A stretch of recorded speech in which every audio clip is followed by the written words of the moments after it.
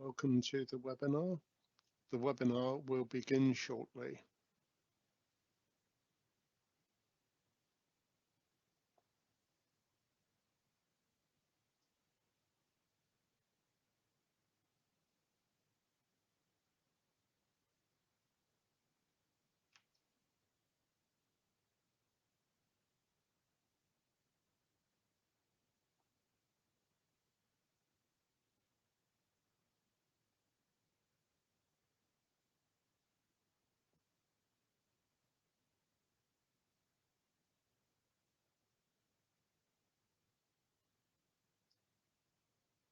Welcome to the webinar. The webinar will begin shortly.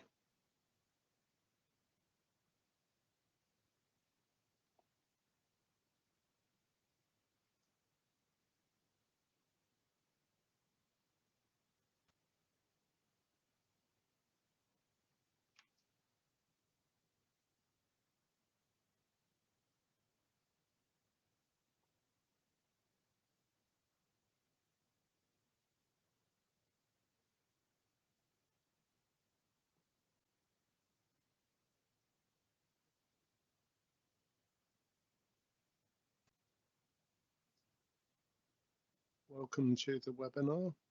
The webinar will begin shortly.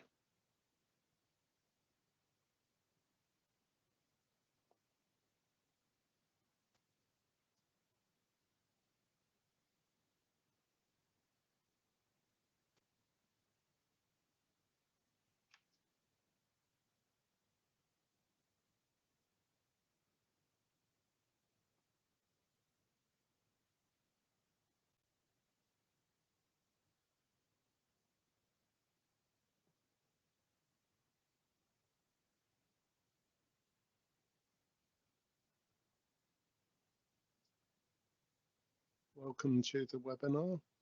The webinar will begin shortly.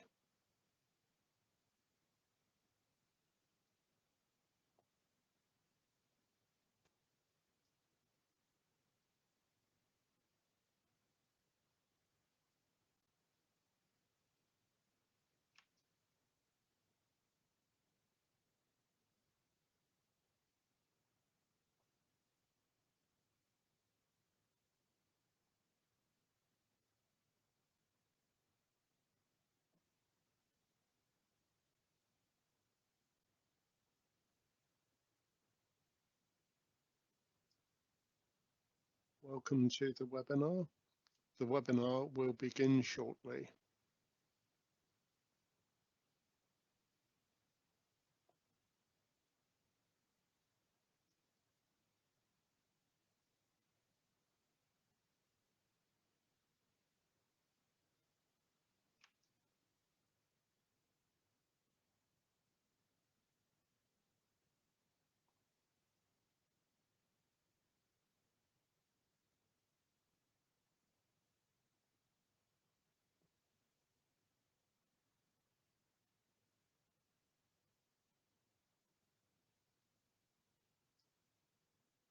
Welcome to the webinar. The webinar will begin shortly.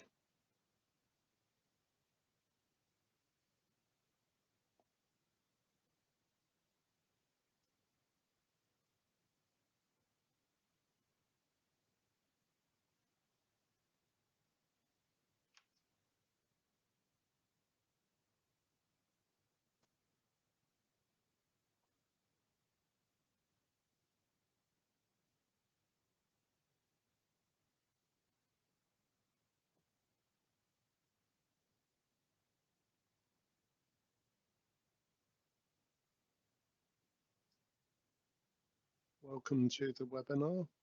The webinar will begin shortly.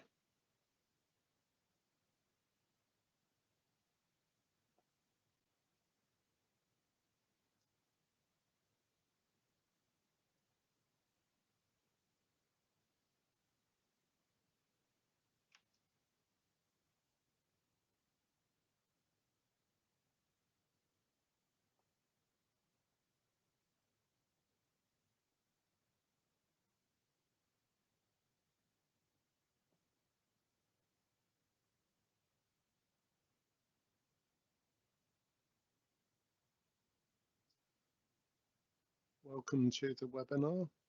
The webinar will begin shortly.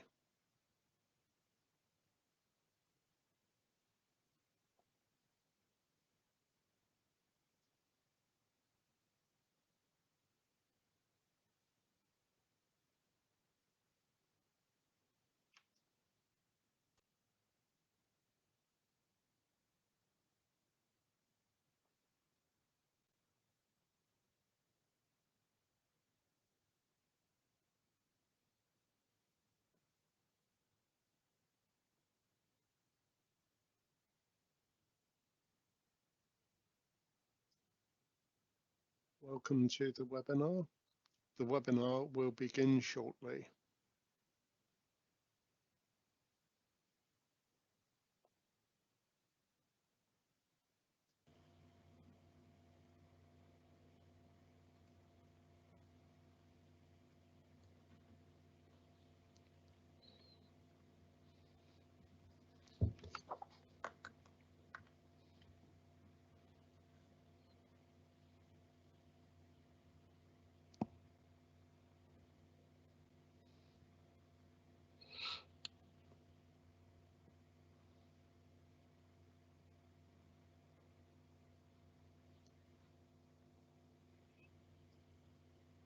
Welcome to the webinar. The webinar will begin shortly.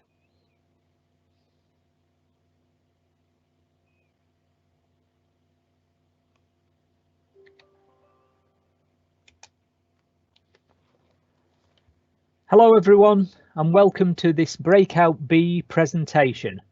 My name is John Howarth and I am the moderator for this session, which is entitled Reducing Sludge Dewatering Whole Life Costs, presented by Richard Willis from Huber Technology.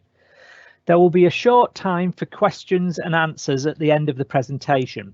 The presenters' details will be shown during the Q&A session should you wish to contact them for further information.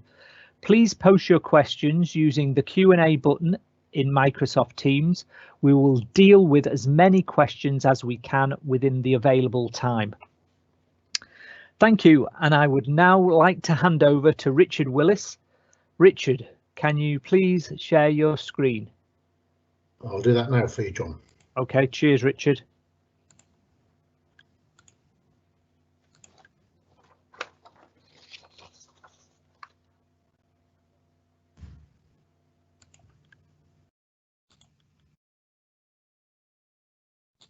Okay, I think, yeah, you look like you're up, Richard.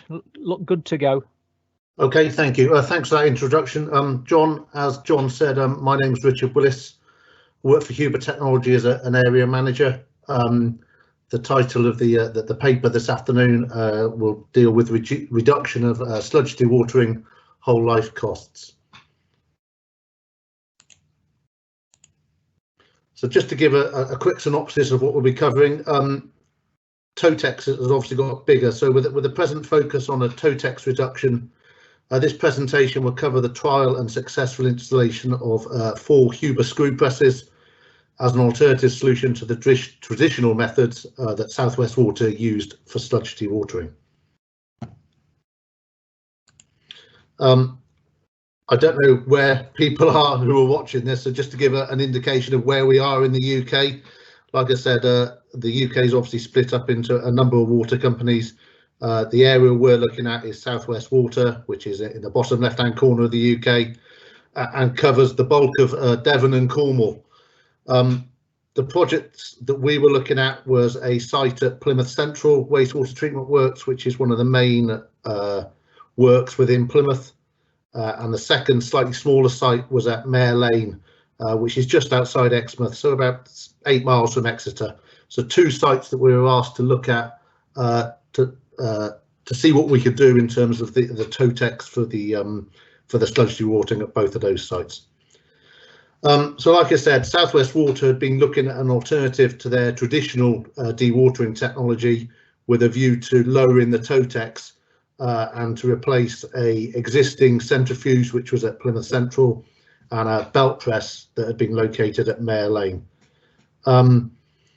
The TOTEX consideration had resulted from South West Water's process consultant wanted to move away from the preferred centrifuge technology to another option with a press technology being the most likely to be considered. South West Water engaged Aqua Consultants at a concept stage to undertake a high-level evaluation of what press technology was available on the market versus their traditional centrifuge option. South West Water, following that concept stage evaluation, then appointed Kia, one of their 4 mica partners, under their design and construct contract to take 2 dewatering schemes forward through the design development stage and right through to an output specification. Like I said, those sites were Plymouth Central and Mare Lane. As Kia were responsible for the design and the performance of the equipment, Kia insisted that trials were undertaken on site to prove the viability of the equipment. So the key parameters really was, firstly, it needed to be a reliable operation of the process. It needed to operate reliably so that there wasn't too much operator involvement, which was a big problem with the current equipment. TOTEX was obviously the main driver really, especially looking at power and polymer consumptions, as well as the capital cost. Obviously, the equipment had to produce a quality sludge cake and have the ability to deal with a variable feed coming through the unit. Both sites are susceptible to odour-related problems, so the ability to capture the odour within the dewatering process, confidence that the supplier could deliver the project, and also that they were technically sound. And also one important thing with both sites was the new equipment had to fit within existing buildings, so the footprint of the site was important. 3 technologies were considered, 2 non-belt press technologies established via the market evaluation, alongside the centrifuge option, which was evaluated just to prove the TOTEX side of things. The belt press option was eliminated by South West Water. So if we look at the first site was the larger of the 2 sites. It's, like I said, it's located in Plymouth, down near the docks. A population equivalent of around about 320,000, with a full flow treatment coming into the works of about 750 litres a second. There was a process up front which included Biofor and Denser Deg sludge, with an existing centrifuge on site which was installed in 2002. It had quite a large main drive on it, 45 kilowatts, with a back drive of around 7.5. The throughput at that site was around 35.5 meters cubed an hour, with an incoming sludge of average of about 4.5%. There was some inadequate mix in the storage tank, which did cause some problems with the sludge feed. The second site was smaller, around about a third of the size of Plymouth at Mare Lane there. Very similar upfront sludge, but a smaller throughput of around about 10 meters cubed an hour. There was an existing belt press on site, which was installed around about 20 years ago. Both sites had lime added to the cake. High saline content, as we often find in South West Water, and as I said, the layout constraints for the lime stabilisation and cake management had to be dealt with. So the solution we looked at was the Huber Q-Press Sludge Dewaterer. So it's a pressurised sludge feed to provide a better cake, particularly on poor quality feed sludges. It's much more robust than a belt press, hence the belt press was discounted. It's available in 4 different sizes. The sizes we need for the sites at Plymouth and Mare Lane were the largest side, that the 800 unit. The big advantage obviously were a low energy demand compared to a centrifuge, as well with a water demand. As I said, it had to fit into the existing building, so a compact footprint was needed. Like I said, these were reasonably large sites, but the smaller units are ideal for small scale dewatering on smaller sites. And like I said, enclosed design to make sure we had no odour problems and no spills relating on the floor, and also to allow a low attendance for the units on site. So if we take a look at how the unit operates, the sludge is fed in at the bottom end of the unit, and then it enters inside a wedge wire basket. Within the wedge wire drum and basket is a shafted auger, which reduces in both pitch as it travels towards the top end, and also the centre of the auger increases in diameter. All of this allows the filtrate to drain away at the bottom while reducing the available space for the sludge to be dewatered as it travels up the auger.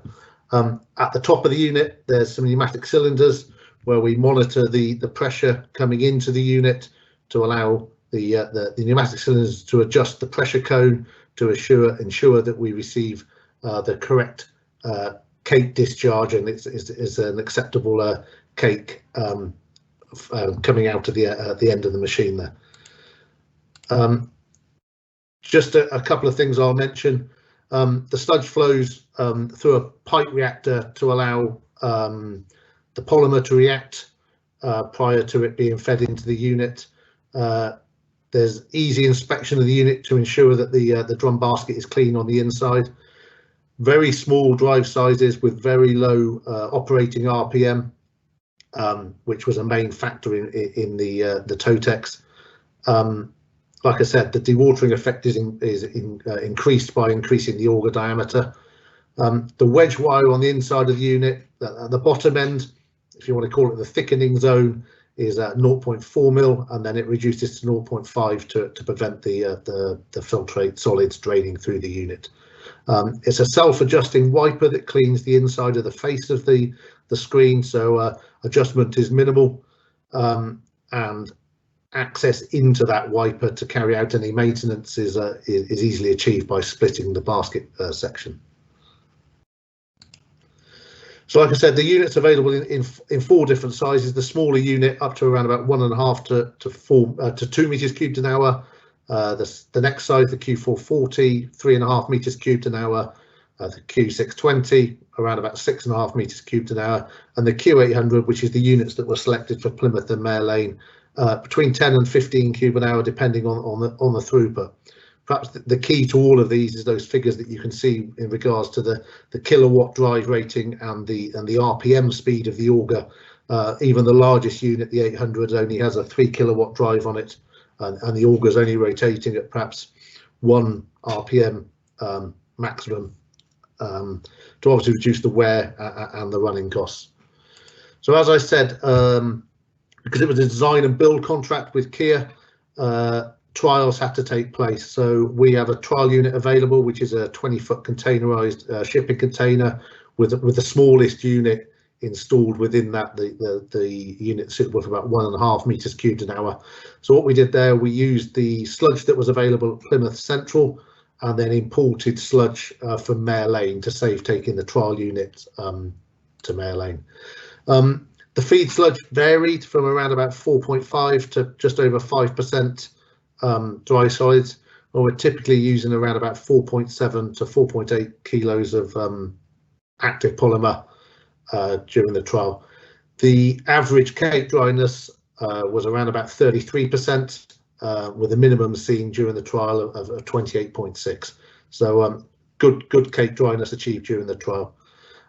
As a comparison, the existing centrifuge at Plymouth was using around double the amount of polymer and a much less dry solids in terms of the dewatered cake from the unit. So this was carried out by testing by both ourselves and Southwest Water. So that the Southwest Water figures are there in highlighted in the orange. So we can see a feed percentage of around about 5%, with a cake dryness on these days was around about the mid-30s, as well as an SCR in the filtrate suspended solids between 98 and 99%, so a high solids capture ratio.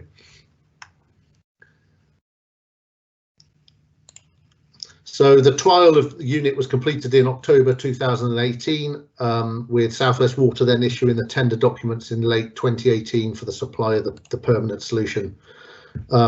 Discussions, as you will be aware, would have been held either side of Christmas there in 2018, with an order being received for 3 units for Plymouth and 1 unit for Mare Lane. Like I said, the flow rate for Plymouth was around 3 times the Mare Lane flow rate.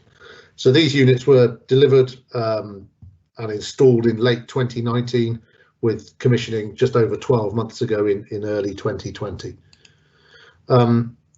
As part of the installation process, to avoid too much tankering of the sludge at Mare Lane, we actually supplied a containerised disc thickener to allow some thickening of the existing sludge on site to take place before being tankered away. It was also an opportunity to demonstrate other equipment to South West Water.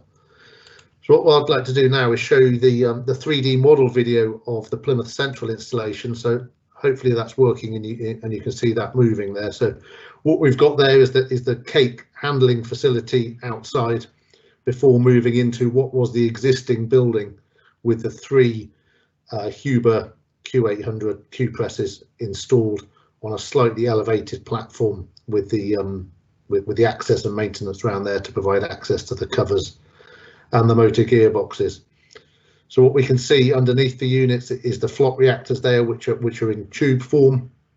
So the poly will be injected up front of that, and then the 3 identical feed solutions into the bottom of the unit at the front end on the right hand side there, with the filtrate drain pipe work, coming out on the left hand side. So it was possible to walk under this gantry to provide any access to the bottom, as well as the bottom of the cake handling facility. So if we move round to the other side of this there, this is the thin sludge feed line with the polymer injection ring and some additional poly mix in there provided by the IPM mixer.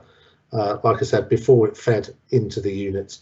The green pipe work shown throughout this was the odour control pipe work to prevent any odour or H2S build-up within the building there. So as we move round here, you'll see the cake handling facility, as well as, like I said, you could get access underneath the gantry there to move out. The cake handling facility wasn't provided by us, that was provided by a third party. So if we go up to the upper level of the platform, this provided access to the lime dosing section, which is what you're looking at now, before the going into the building to provide access to the units. That the lids of the units were interlocked to prevent access while the unit was operating, as well as providing access to the main motor drives, as well as the wash water carousel drive within the building. Any requirement to remove any parts of kit was covered by the overhead crane that was installed in the building after the units were installed. So just a few photos from the installation. So like I said, this is the actual installation at Plymouth. You can see the gantry and the units with the covers removed, which show the wedge wire baskets within the units there. A similar installation photo from Mare Lane. As I said, because the existing unit had to go within, as the new unit had to go within the existing building, the existing belt press was removed so that the unit could fit in there. And as you can see, that the new installation is a much simpler unit to maintain and work on.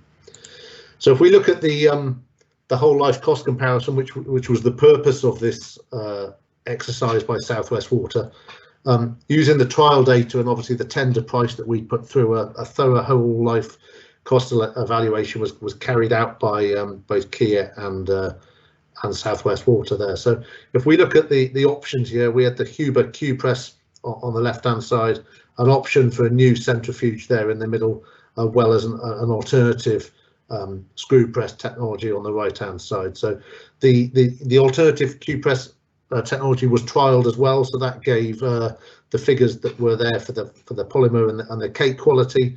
So as we can see there, if we look at the poly consumption, it was fairly similar between the 2 Q presses, but the Huber was a little bit less. But like I said, getting on for 50% less of the centrifuge.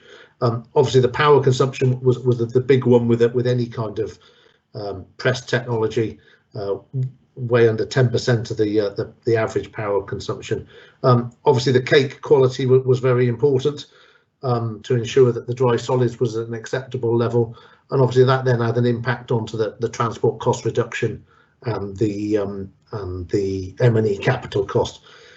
So based on the evaluation carried out by Kia and South West Water, compared to what they currently had on site, the Huber Q-Press saved around about £300,000 operating cost relative to the existing technology. So it was around about 100% saving over the centrifuge and around about a £70,000 saving over the other technology. So this was proven as a solution, and hence the scheme moved forward. So we've now demonstrated to South West Water an alternative to centrifuges with a real benefit in the whole life cost. Together with the operators on site who bought into the equipment and were really supportive of the change. So like I said, the figures there kind of bear out what was shown in the table. So hopefully that's given an overview of where we were with that project down at Plymouth Central and Mare Lane.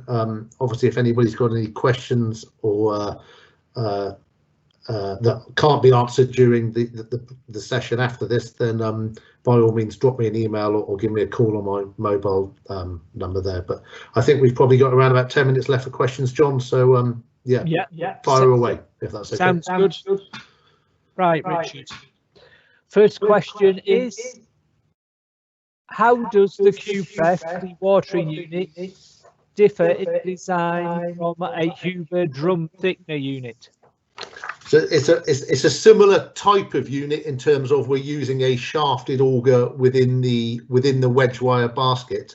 That the difference really, or the main difference that's visible if you look at the two units is particularly with the basket sections off, is that increase in auger diameter as well as the increase in pitch. By doing that, like I said, we're reducing the available space within the unit to make sure we squeeze as much of the filtrate out with retaining the solids within the wedge wire drum. So that they can look very similar from the outside, particularly with the covers on, but it's really the internals of the auger and that change in wedge wire basket within the unit to enable it to be a thickener rather than a dewaterer. So rather than just thickening from perhaps 1% up to 6% on a thickening technology, we're taking it up to the figures we've seen, sort of 25 to 30% dry solids. Thanks, Richard. Next question: Can the cake percentage dry solids be controlled to perhaps give a reduced percentage dry solids? Some cake reception facilities have dry solids requirement for the cake, so being able to control to a target would be a benefit.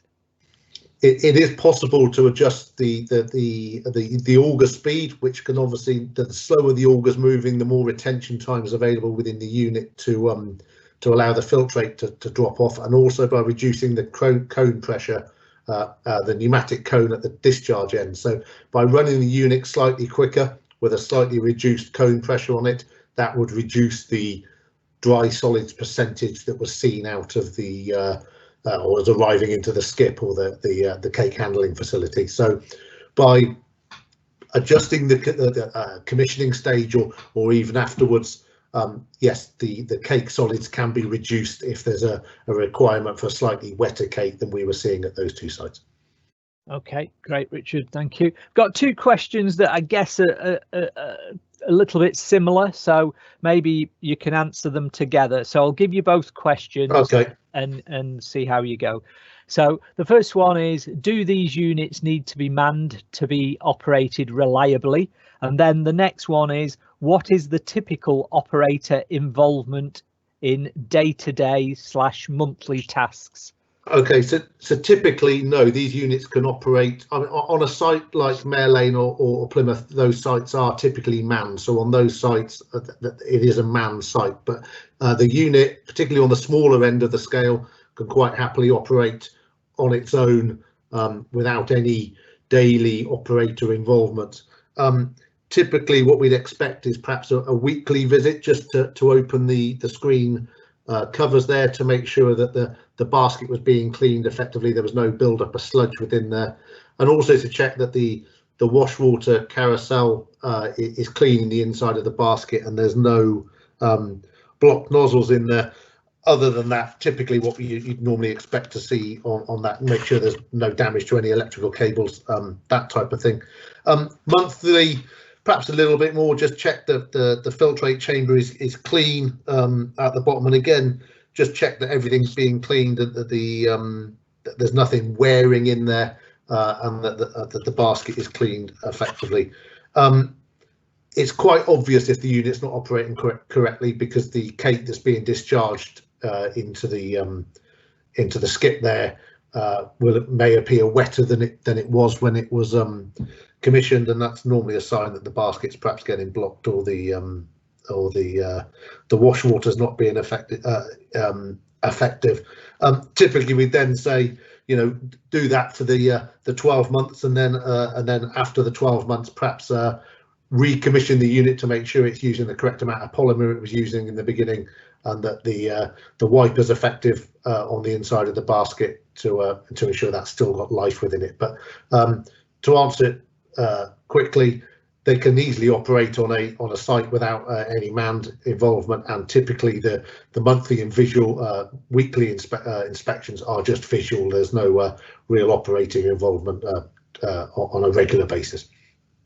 Okay, that's great, Richard. This question touches on a little bit of what you've just spoken about, with what look like very robust wedge wire baskets used. How does the Q-Press basket compare from a maintenance and asset life point of view versus other screw press technologies using fixed and moving rings? Yeah, in terms of the comparison against that, I mean, the only moving part within the internal of the basket is the auger with the self-adjusting wiper around the outside.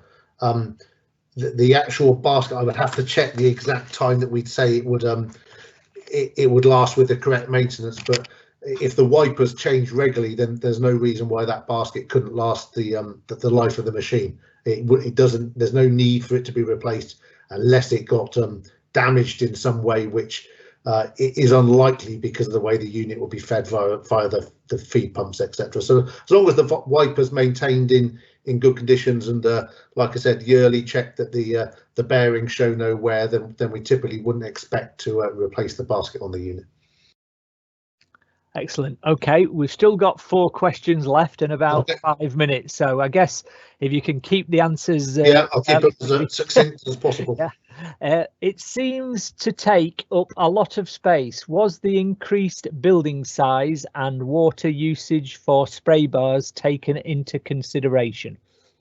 Obviously, like I said, it had to fit within the constraints of the existing building. So the 3 units, like I said, at Plymouth, fitted within the constraint they had, as well as the cake handling facility, which was outside the building.